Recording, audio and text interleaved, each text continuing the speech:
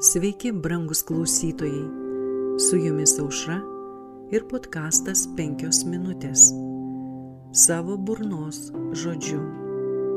Taigi, iš viso Adomas gyveno 930 metų, po to jis mirė. Pradžios knygos 5 skyriaus 5 eilutė. Adomo gyvenimas buvo pilnas liūdesio, nusižeminimo ir pastovios atgailos. Jam savo vaikus ir anūkus mokant viešpaties baimės, dažnai būdavo sukartėlių priekaištaujama už nuodėmę, kuri atnešė tiek nelaimių jo palikuonims, palikus nuostabų Edeną. Mintis apie tai, kad jis turės mirti, kėlė jam siaubą. Į mirtį jis žiūrėjo kaip į baisią nelaimę.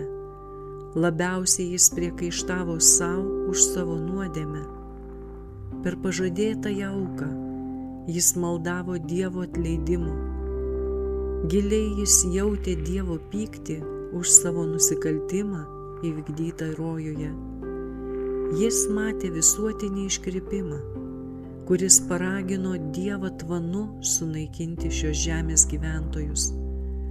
Nors iš pradžių jam paskelbtas kūrėjo mirties nuosprendis atrodė baisiai, tačiau pragyvenęs keletą šimtų metų jis suprato, kad yra teisinga ir gailestinga iš Dievo pusės taip užbaigti nelaimingą gyvenimą. Stebėdamas greitus nykimo ženklus vystančiose gėlėse ir krentančiose lapuose, Adomas liūdėjo daug giliau, nei žmonės dabar aprauda savo mirusiuosius. Mirštančios gėlės nesukėlė tokio liūdesio, nes jos buvo gležnesnės ir subtilesnės, bet kada galingi ir aukšti medžiai pradėjo mesti savo lapus, Adomui buvo parodytas bendras nykimas nuostabios gamtos, kurią Dievas sukūrė tam, kad ji būtų palaiminta žmogui. Savo vaikams, jų vaikų vaikams ir iki 9 kartos Adomas pasakojo apie Edeno tobulumą, o taip pat ir savo puolimą bei jo karčias pasekmes.